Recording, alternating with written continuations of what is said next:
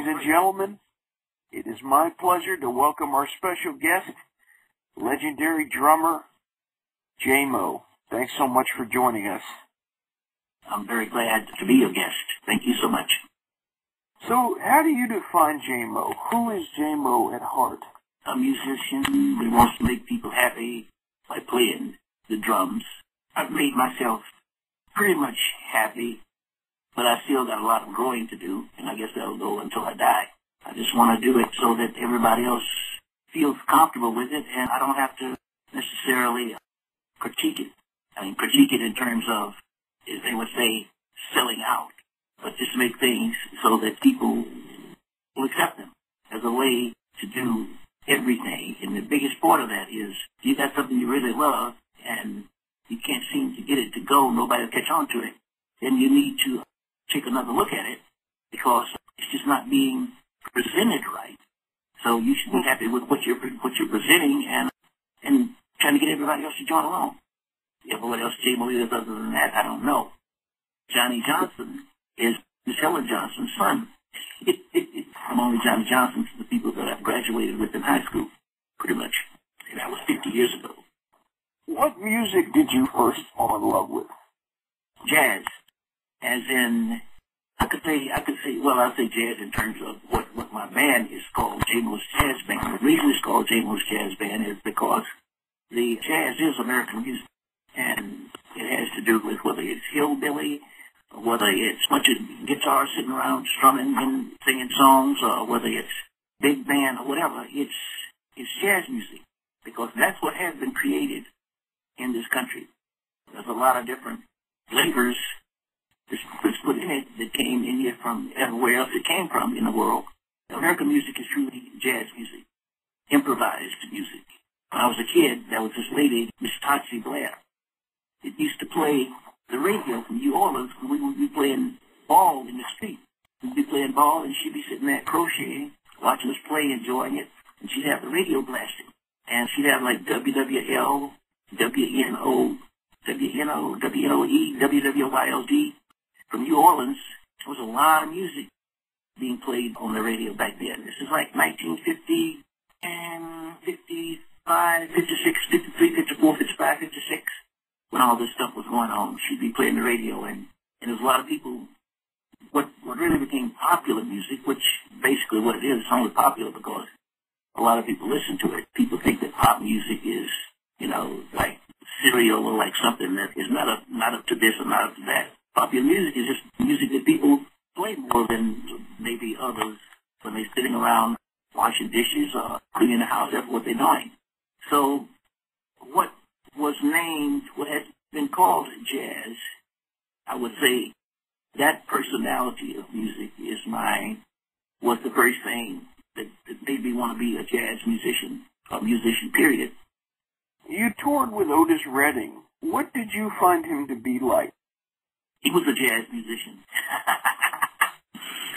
Otis was a funny guy. He would do anything for a laugh. He didn't care what, he didn't want nobody getting drunk on his gig or get so wrecked that they couldn't do the job. But, he didn't really care about people smoking pot or drinking or what they did, as long as they could do the job. That was the most important thing. As long as they could do the job, he didn't care what they did. What did you learn as a result of touring with him? I learned about timing. I learned how to play in front of the beat. I learned how to play behind the beat and still be what's considered where the beat is at. Because there is degrees of behind it and degrees of in front of it, what's considered where the beat goes. That's basically what I learned from Otis. He had a good time singing. He loved living life. When I was learning all this stuff, I didn't realize that I was learning it, because I had this growing up problem like a lot of people have. When you're learning something, it's like you want to learn it and do it the way you're learning it, but you hear in your head. But the only problem with that is that you haven't learned how to present it yet.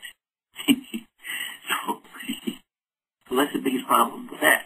I learned a lot of stuff from Otis. I wanted to be doing something else, or playing something else, and he said, "No, Jay, why don't you play like this?" If I was doing something that he wanted another way, he'd sit down to the drums and show me what he wanted. He could He could play drums enough to have anybody play what he wanted in his music. He played enough piano to show musicians what he wanted in the studio with his songs, and enough guitar. Played with one finger on the guitar. In fact, I remember him having a capo on that guitar one time, and he used his other finger, I guess, as a capo, because his first finger he'd use to slide to hear what sound he heard in his head. But I had a lot of fun playing in Otis's band. I played in Otis's band from April 18th, 1968. 1966 till September 5th. Had a great time. What are your memories of touring with Sam and Dave? They were guys that Otis had. You know, I hear all the stories about Sam and Dave this and Otis that. And all that I know is that Otis had Sam and Dave on his shows as his co-stars because they put fire on the stage before they left it. And that's exactly what Otis wanted. He didn't want no cold stage unless he was the only one doing the show, then he did that pretty much himself. But when he went on the stage, you know, somebody had already warmed it up, and he just made it into a bonfire. The debut studio album of Jaimoe's jazz band is called Renaissance Man. So what made you want to record a studio record? My guitar player singer. Well, I always did. But then when you start playing music, you realize that there's a lot of music you play, and one of the first things you would say, usually after a gig, is, man, I sure wish we could have recorded that. And a lot of the reasons being, so now that you could sit back and listen to it yourself from a different point of view, because there's only so many points of view you can take when you're playing. I think you need to get out of the way so you can go ahead and play your music rather than orchestrating it while you're playing it. It can be a little distraction. So Junior Mac said, man, we got to do a studio album. We got to do a studio album. Because my first two albums released was live at the Double Down in Avon, Connecticut. And then the second one was just something, I said, let's record it. It was called the Ed Blackwell. We call it the Ed Blackwell CD. Ed Blackwell was a famous musician, played the drums from New Orleans. He played in Ray Charles's band. He played in bands with Class Johnson and his brother, who's guitar player. And he ended up just playing, he became famous playing what we call modern jazz, beyond bebop. Something I've always wondered is, what is the significance of the way you spell Jaimoe's Jazz Band, Jasssz? Interesting enough is that the idea was to kind of not scare people when they see Jazzz. And a lot of people have said to me, you know, you're not going to have very much of an audience with playing a jazz band.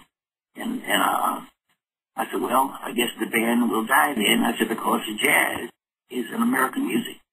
And that's like everything I ever heard that came out of America. The Beatles did something like that with the word Beatle.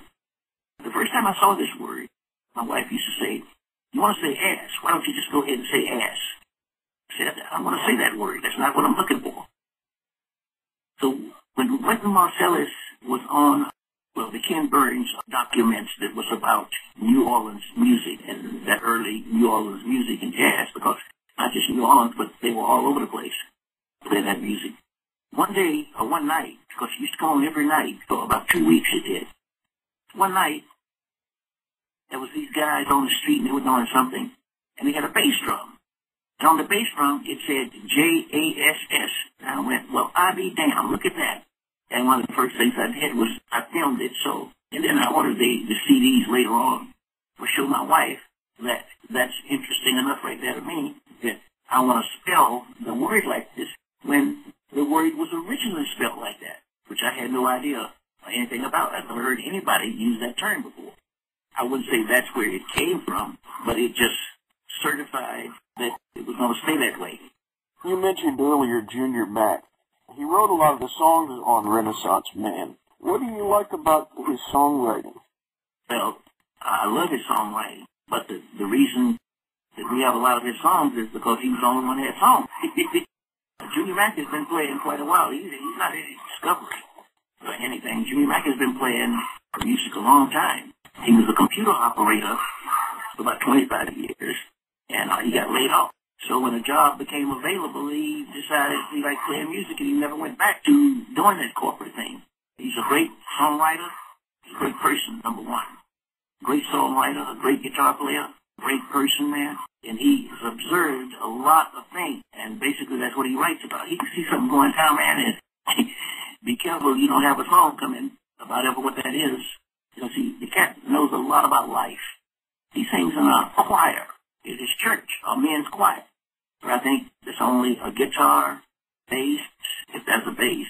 But he sings in his choir. He's been singing in for like about 30 years. All males choir. So that's pretty much who Junior Mac is. He's a joy to play with. Like I said, he had songs, and he's got a lot of songs that, he thinks like, well, that song might not work with us, or that song might not. So, man, pull all the stuff out you got, because we are not the people that you played with before. A lot of them couldn't execute the way he wanted. Well, I can understand that from being with him now. A lot of people couldn't execute a lot of the things that he wanted, and he played a lot of them songs. He just played when he was soloing, just playing by himself. It's some gig. Well, that's basically who Junior Mac is. What inspired you to record a cover of Rainy Night in Georgia? Because there's a guy I know named Charles Otis. Everybody calls him Honey Boy. I've been knowing Charles Otis since I was 16 years old, since 1960. One night, it's about a year and a half ago, he told me, he talks like this, he says, I saw Junior Mac last night. See, he does a great version of Rainy Night in Georgia. Y'all should record that song.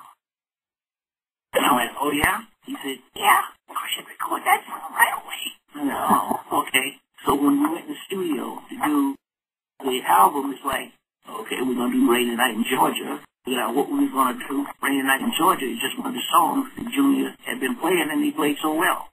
Most of the songs you see on that, with the exception of about 4, we've been playing a long time. And then there were songs on there that, like only one of the songs on there we hadn't been playing was written in the studio. There was a number of them written in the studio.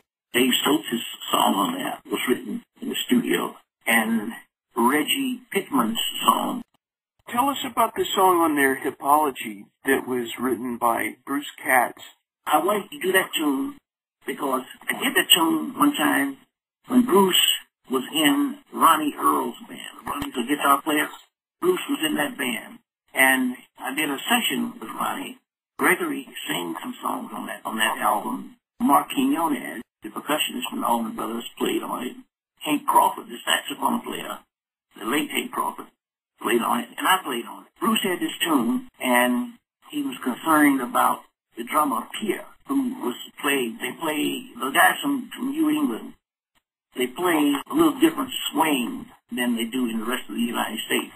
It's almost like they kind of play blues, but they're trying to play swing at the same time, and they've developed quite interesting way of playing for doing that. It reminds me of things that I do that out of necessity. Things out of necessity usually becomes something pretty incredible if you continue to use it. Anyway, so I told Bruce, I said, play this song. And he played it. And I said, don't worry, man. I said, I got your back. So we played the tune a couple of times.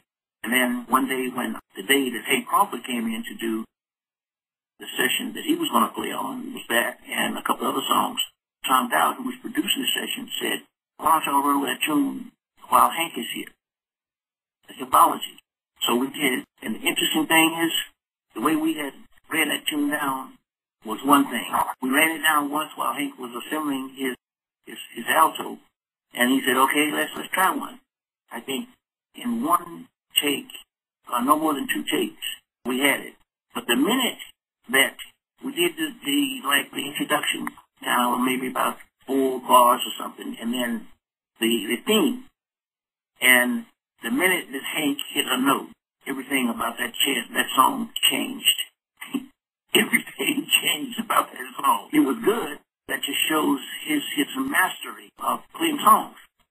And there's quite a few people like that. There's quite a few people that have that kind of thing. Stevie Wonder is a great one at that. You can hear most of the records that he produced on somebody, and you can hear them trying to sing like Stevie. So evidently Stevie must have sung that song to them. Anyway, that's where that song came from. There's another song on there, the great Sleepy John tune, Leaving Trunk. Yeah. Where did you first hear Sleepy John's music, if you can remember? When did you first become exposed to Sleepy John's music? I guess when Junior started doing the tune, because the Allman Brothers had played the tune on some of these Beacon Theater runs that we do, and it was Taj Mahal's kind of like theme song after a while, because he's going to find a new theme song now, the way Junior sings it. So I guess when Junior started, because I never really paid that much attention to the tune. And I guess because when you have a lot of different people interpreting something on a stage, and a lot of times that's the way it is with the Allman Brothers Band, those things when somebody come up and jam, is they have usually a song that, you know, maybe you don't play, but, you know, it's just another blues song that is pretty interesting, pretty cool. And when you play it, you get a lot of different interpretations of it. When I play a song, it's like I listen to what the main theme of the song is. And that's pretty much where I try to go with it, from that main theme of it. In the case of a lot of other people playing the song who don't know it, ever what is going on that seems to be hooking it up, locking it in, is usually the way to play those songs. So I really don't know anything about Sleepy John. Another song on the album that you've played many, many times, but this one has a new life to it, is Melissa. What gave you the idea for the interpretation on this album? That's another song that Junior does on his set. When he's playing on Junior Mac is playing on his gig. That's another song that he does. Only he does it as a bossa nova. See, Junior is hip enough to figure out, you know, there's some songs that he would like to play, and there's some songs that's pretty popular. And at the same time, he figures out what's a good way for him to play it, so it won't sound the same as it did, to add a little flavor to it, a little freshness to it. And that's pretty much it. When you listen to Radio Night in Georgia, you listen to Melissa, that's a good idea of the way that he sings. And I mean, you listen to Melissa, and you hear a lot of influence of Dickie Betts' guitar playing. Junior is truly his own man. But one of the reasons that I hired Junior to play in the band was because I had this friend of mine, a guy named Shank. Everybody calls him Shank. His name is Hugh Milton. He kept asking me in the Beacon Theater, have you seen Junior? You know Junior? I said, I don't know Junior Mac, man. Said, you don't know Junior Mac? He said, man, you gotta hear Junior Mac. He plays great blues and on and on and on. So one night, Junior was at the Beacon Theater. He goes, Jaimoe, hey man, come here. He said, this is Junior Mac. I said, hey man, how you doing? I said, you are a real person now. So I said to him, have you got anything that I can listen to? Because I don't know when I will hear you play. Comes out of his pocket with a CD. He's waiting for me to ask. So I took it and said, thank you, man. Now, when I listened to it, it must have been like a month later. I was out in my studio or something. And I heard, well, matter of fact, it was longer than that, because we do the Beacon Theater in March. But I got the idea about doing this gig, which the cat had his MacBook Pro there. So I said, anyway, we could record this thing. And he said, yeah, man, right through his computer. And that's what we did. We recorded that through a MacBook Pro. He did that first Double Down Cafe. So around, I guess, November or something, I said, man, I want to play something somewhere. You know, like have a dress rehearsal kind of thing, where we play and we'll be stopping, going over this. We just play the song. And if need be, when we want to play it again, we'll play it twice. It don't matter, because it's just a dress rehearsal. So I told the guy what I wanted to do in this restaurant, and he told me, that's a good idea, man. He said, you should do it in between the Super Bowl, when the Super Bowl is going on, between the last games that eliminates everybody else and the Super Bowl itself. He said, because that way you'll have your audience paying attention to what you're doing versus looking at the Super Bowl, not paying attention to the music. I said, okay, cool. So we started to do that. We played. We took an intermission. But the way we were doing this is, I said, everybody bring a song. Some songs. We'll look at the ones that everybody knows. We'll choose those to play. If there's someone who don't know a song and it gets down to, let's say, 3 horns, 4 rhythm. If it gets down to something that everybody don't know, then just step out of it. This is a good song, we're going to play it anyway. And I didn't know this for a while, but there's only one song on that Junior didn't play on. He didn't play on Night in Tunisia, John Burke's Gillespie song. This is a Gillespie song. And I didn't know that until he told me. Anyway, so in intermission, I said to him, I said, hey man, I said, you play different than Warren Haynes or Derek Trucks or a lot of these guys who's playing that kind of a style. You play different. He said, oh yeah. I said, yeah man, you play different. And he said, how is that? I said, well, I haven't heard anybody play like that except this guitar player I know that's from Baton Rouge, Louisiana. So I can't even think of his name now. He's going to kill me for not being able to think of his name. But I said, when I left Mississippi, that's the way guys played these blues. And as much as I supposedly disliked it, it's funny that I should recognize it immediately. Anyway, he said, so how different is that? What should I do? I said, just keep doing what you're doing, man. Don't worry about it. Just keep doing what you're doing. Don't worry about it. And that's the reason that basically I thought that he would be a good guy to play with, besides the fact that he could sing, because he hadn't completely lost touch with that way of playing blues. Of like, you know, all of the so-called rock things that they stick in blues now, which is going to create a whole other, it's going to actually create, and is creating, it's going to create a whole other, way of playing the blues. In other words, it's just evolved a lot of the licks that the rock guys play in their blues. But, you know, I'm glad Junior can play like that, but I'm even gladder that he has not lost that in touch with that way of playing blues. Tell you someone else who plays blues like that. And it's really surprising.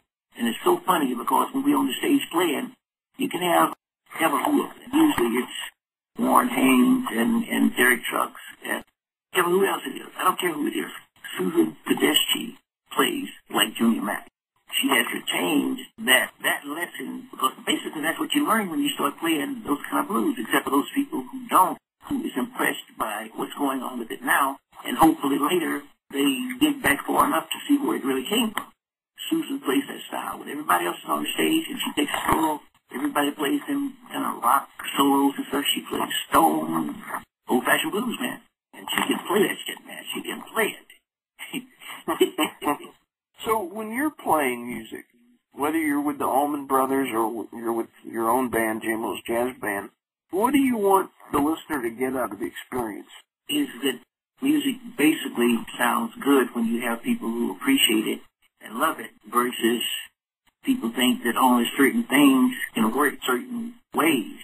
Well, if Jaimoe doesn't have Butch up there, if he doesn't have Gregory or Dickie Betts or ever who, then how is he going to play? So the fact is that I happen to know how to play music before I ever met those guys or heard of them. And when you have musicians who know who they are and what they're supposed to be doing, then the number one thing is to make music sound good. You can forget about your ego or whatever, because the number one thing is to make the music sound good. And that will be the thing a musician will do, is not be concerned so much about, I really like to play this that way or this way or that way. Whatever what way it makes the music sound good at that point, right there at that time. And we will do that. We will be doing that. In Jaimoe's Jazz Band, we will be doing that all the time. When it starts to get to where it's not doing that, then it'll be time to either take a long break or stick some other chemistry in that other than what's there now. What is the best thing about being Jaimoe? I get to play pretty much everything I ever wanted to play when I started playing drums. And what I mean by that is, like, I've been in the Allman Brothers Band since 1969. And when I was in high school, I used to be reading Downbeat magazine. Interesting how Duke Ellington had guys in his band, Woody Herman, Count Basie. They had guys in their bands who had been in their bands like 30 and 40 years. I'm going, how can somebody play in a band that long? The thing is that it works. You play better with people that you've been playing with a long time, and when you play together all the time. There's nothing that can get past that. So I guess have played in the Allman Brothers Band in more directions than I could have played in any other band. And I get paid not only the joy of that, but I get paid financially way more than adequate living. So I guess that's what's great about being Jaimoe. I can pay my bills. I can pay my rent on my own home. pay my water bill, because I don't have a water bill, because I got a well right here in my yard. But basically, the things that anyone would want to do when they become a musician or anything else is being able to make a living. And then when you can create all this great music, it's like icing on the cake, man. For my last question, we have listeners all over the place. What do you want to say to all the people who are listening in? To all you that are listening in, I'm glad that you enjoy the bands that I have played in, and thank you for listening to the music. I hope to see you at some of my gigs, ever what they are. I did quite a few of them because they come up and go, man, I've been listening to you since so and so and so and so. And it's amazing that someone has been listening to that and following that long. And then when I think about it, sometimes it's like, man, they must be crazy. Then I think about, I think about Ray Charles, and I think about John Coltrane and Miles Davis, a lot of those other ones that I chased and idolized. So I appreciate the hellos and everything, and enjoy the music. Thank you so much for listening. Jaimoe, thank you so much for this interview. It's been a great pleasure, sir. Thank you, Paul. Why don't we do it more often? I'm sitting. I see where you had Larry King on your program, and all these people, man. God, Lee Moses, man. I kind of feel a little shaky coming behind that.